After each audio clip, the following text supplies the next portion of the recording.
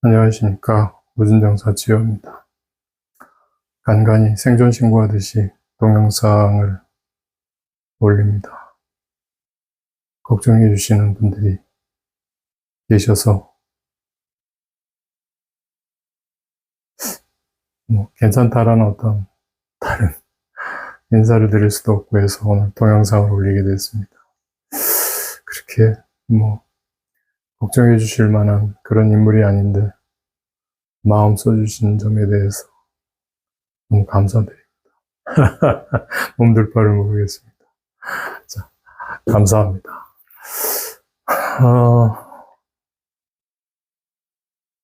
그간에 많은 일들이 있었고 또 그 일로 인해서 저도 새롭게 좀 공부를 한 부분이 없지 않아 있습니다. 그 부분을 아직 미처 정리를 다 해서 갈무리를 못했긴 하지만 그래도 나름 또 얻은 소득이 있어서 몇 가지 공간에 대한 이해를 말씀드리고자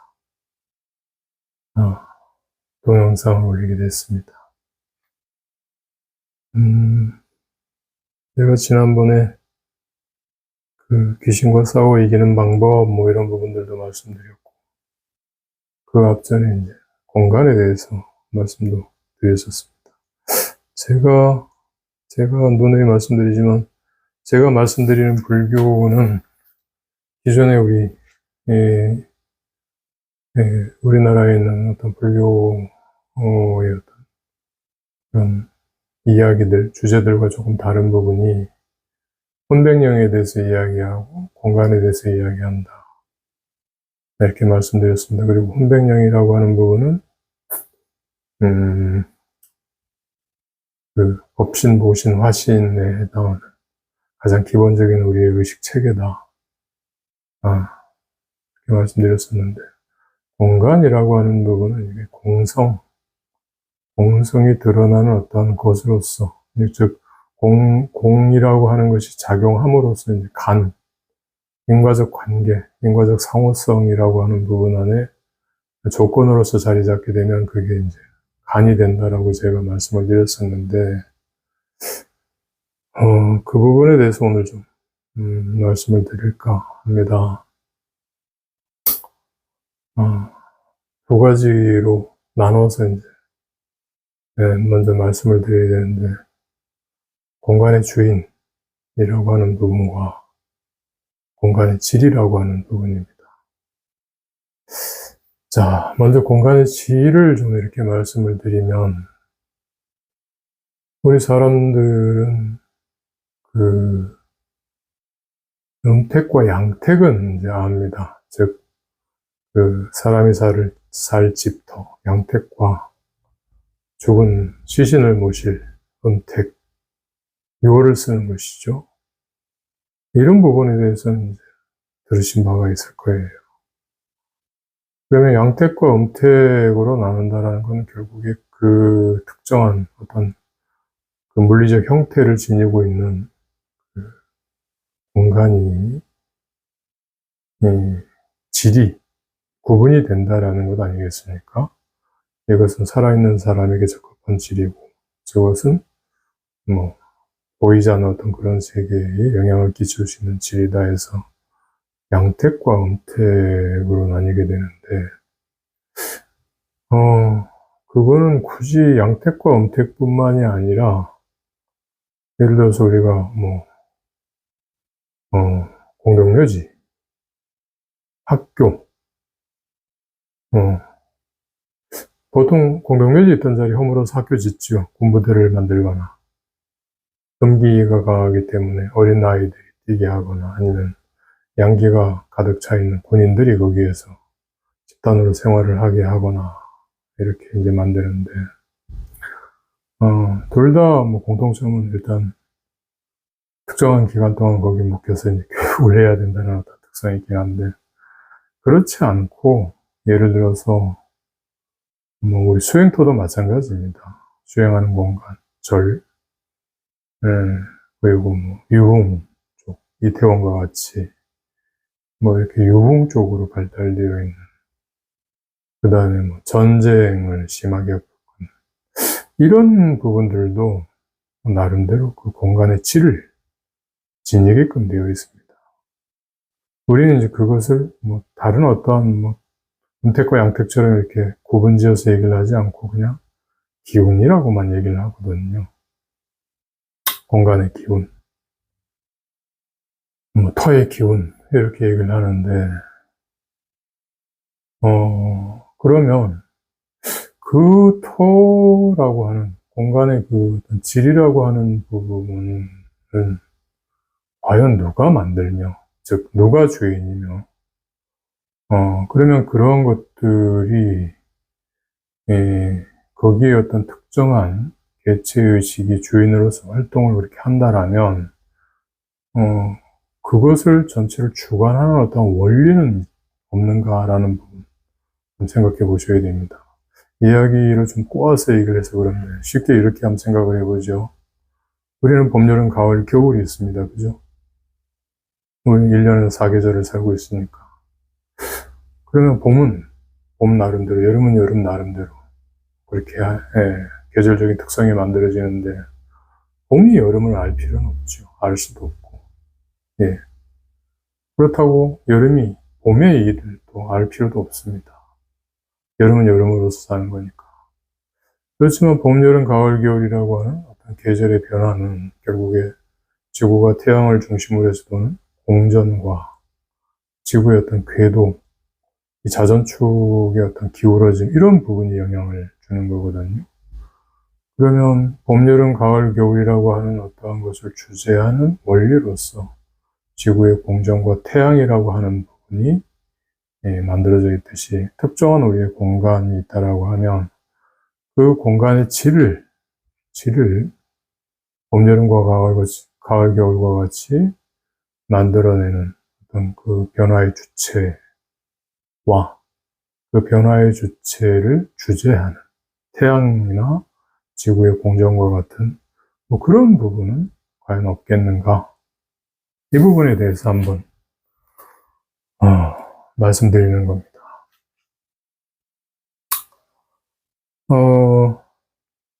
음택은 앞으로도 계속 음택일까요? 양택은 계속 양택일까요? 그 음택과 양택은 스스로의 어떤 정화작용을 일으키지 않을까요? 마치 봄, 여름, 가을, 겨울 한 주기가 끝나고 나면 새로 시작하듯이 그 음택과 양택이라고 하는 부분들도 하나의 주기로서 새로운 어떤 시점을 맞지 않을까요? 생각이 여기 머물면 이제 우리 흔히 정산도에서 얘기하는 부천에 대한, 그리고 기독교인들이 얘기하는 반란의 지구 최후의 어떤 심판의 날, 이런 이야기들을 떠올릴 수 있는데, 부천이 되었던 지구 최후의 날이 되었던 결국에 그 공간의 어떤 특정한 질을 결정하는 것은 인간의 의식입니다. 의식.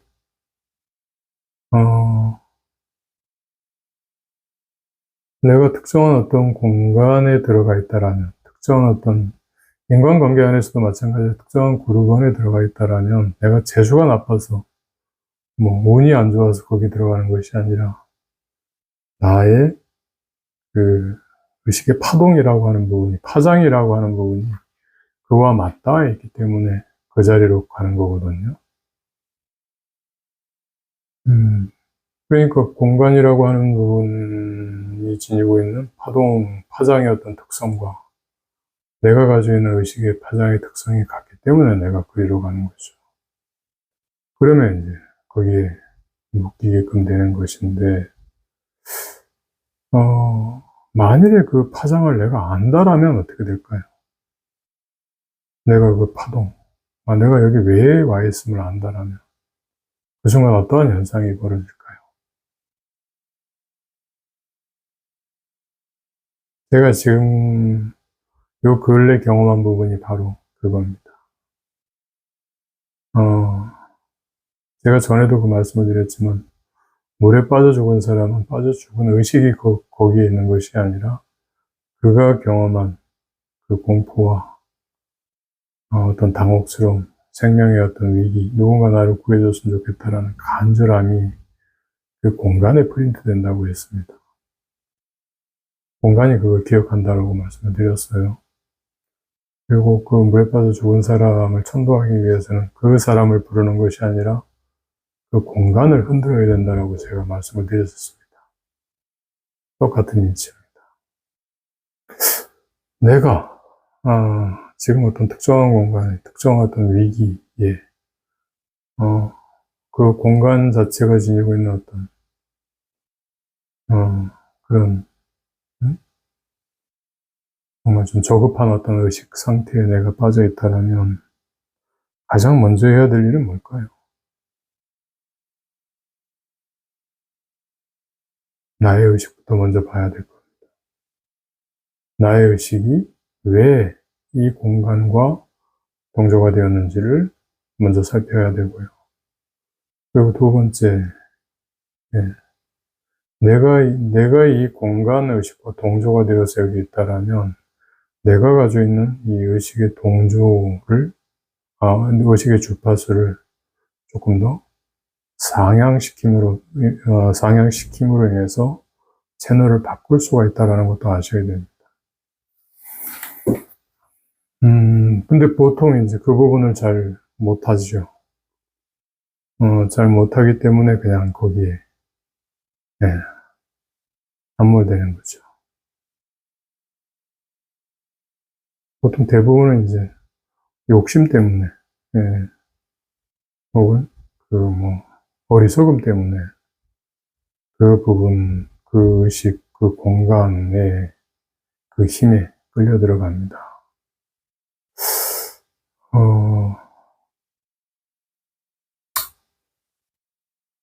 궤도터, 혹은 우리가 어떤 복터, 그 반대되는 개념들도 있겠죠. 예.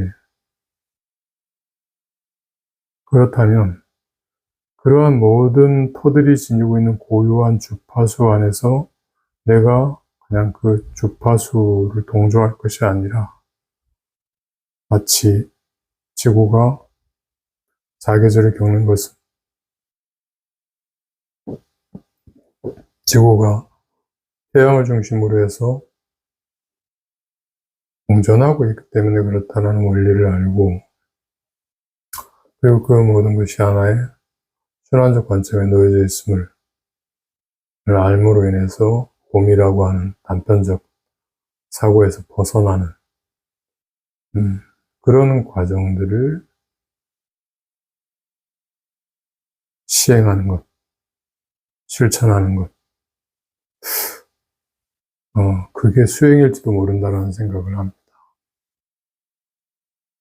내가 이 지구라고 하는 어떤, 이 세계에서 삶이라고 하는 부분이 이 물질을 중심으로 한 어떤 삶이라고 하는 부분이 어쩌면 내 의식 자체가 여기에 동조되어 있기 때문에 이 현재 이런 삶을 살고 있는 거거든요. 즉, 내가 낮 동안에 있었던 일의 무의식적인 부분들이 밤에 꿈으로 나타나는 것과 같이, 그러면 내가 낮 동안에 있었던 그 무의식이라고 하는 부분이 현재 이 물질적인 밤의 꿈을 만들고 있는 거거든요.